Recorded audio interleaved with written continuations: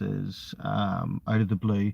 I'm actually on my way to a men's fellowship, and I'm here with my middle son. Yeah, that's the guy who decided to switch my mic whenever I was whenever I had stopped in the middle of the sermon to go to the bathroom. I guess I wanted to jump on here simply because obviously everybody knows everything's kicked off right now.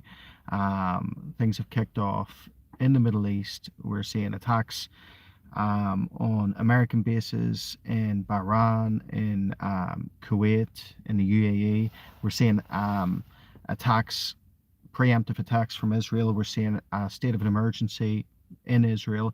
We're seeing Donald Trump, and we've seen that Donald Trump come on and say that, this is major combat operations. And it makes you think, like for anybody, we've talked about this so many times, where is this in Scripture? Well, our primary source is Jeremiah 49. Jeremiah 49 is very clear with all of this, from verses 35 to 39. The destruction of the Kitab, their way of firing mechanisms, their way to fire. This is talking about Persia, Elam, their way to fire missiles or hi guys, hi Sir Pierceville, hi BZ Woski 4348. So you Jeremiah 49 is a primary scripture on this, and I know outside of Scripture, in terms of Yoma 10a. Yoma 10a is out of the Talmud. And listen, I know that we don't count the Talmud as anything doctrinal, but what is the Talmud? The Talmud is discussions between rabbis. And I don't think they got it right in the Talmud, but it's interesting to note that they talk about, in Yoma 10a in the Talmud, they talk about an end time war between where Edom, where in those writings it's classified as Rome, attacks Persia, and it's seen as again an end time prophecy.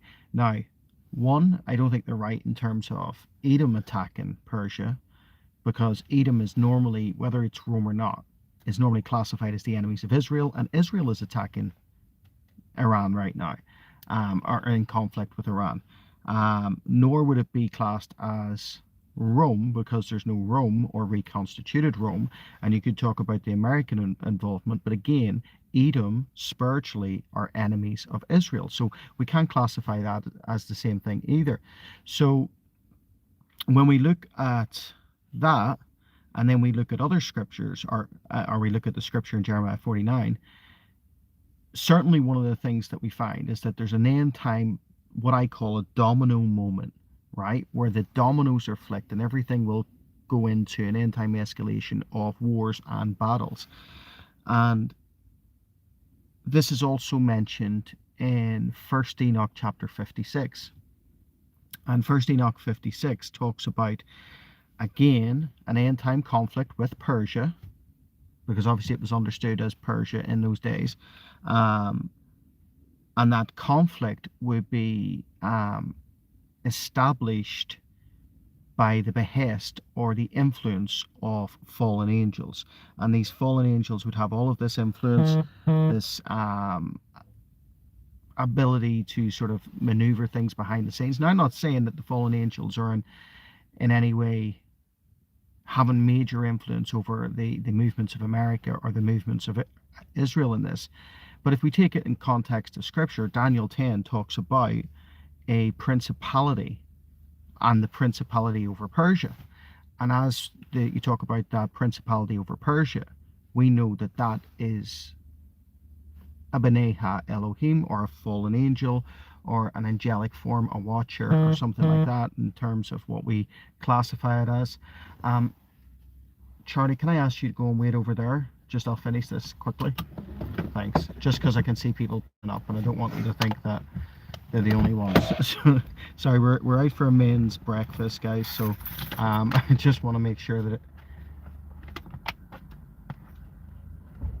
I'm not letting everybody down at the same time. So in terms of the Prince of Persia, that would fit in with the Enoch 56, chapter 56 terminology, because it would be it's showing you that this is a spiritual fight, and that fits in with Jeremiah 49. So the Talmud is off on this, in my opinion. They've got they understand there's an end time conflict, but they get the conflict scenario wrong.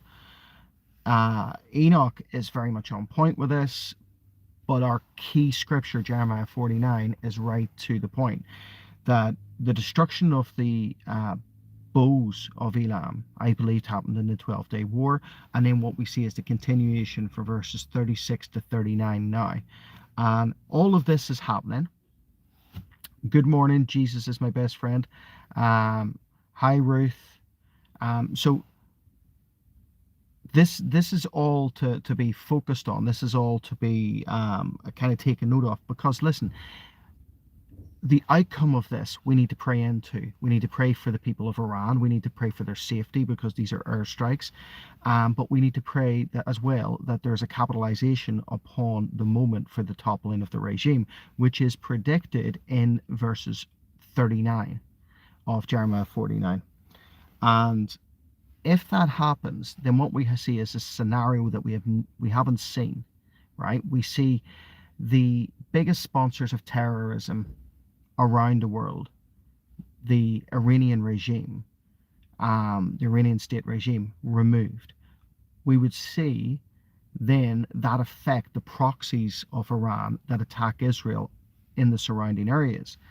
Hezbollah, Hamas, Islamic militia, they would not receive their funding because the regime would be toppled. As they don't receive their funding, then we would see kind of a waning of those attacks, which leads to the Ezekiel 38 verse 11 moment, in which they're living in unwalled, unmanned villages.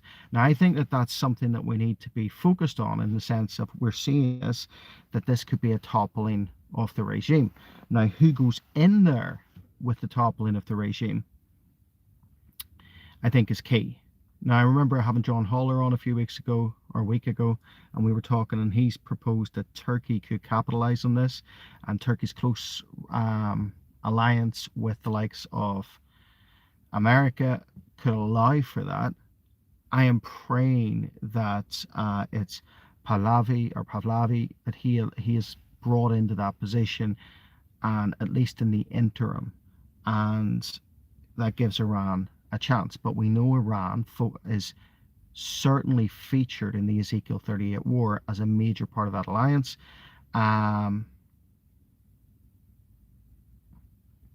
So as is a major part of that alliance, they have to have some sort of involvement. So this is where if even if there is an interim period with the Shah return, and then it goes to a point of, let's say, maybe like we see with any sort of toppling of a regime, that there's this interregnum period of friction, that Turkey steps in there. That would explain the Ezekiel 38 alliance being maintained and growing in this time.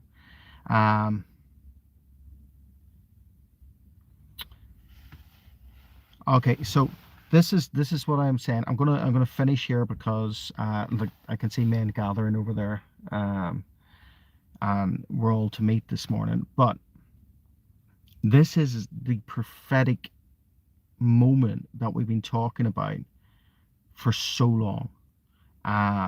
We talked about it on the lead up, probably about 8-9 months before the 12-day war. We were predicting this was coming, and the 12-day war came. We said that that was the first part of the prophecy, and if you follow the pattern of Jeremiah 49, it always happens like that.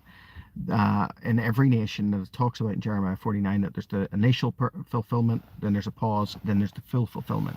And I think that's what we're seeing. So pray for the people of Iran. Pray for those in the armed services.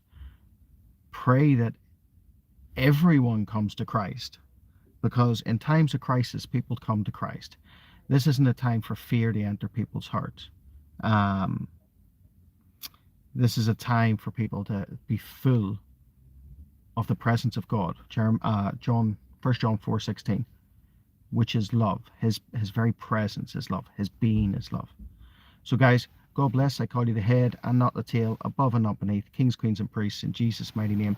And remember, you can do all things through Christ who strengthens you. Guys, God bless.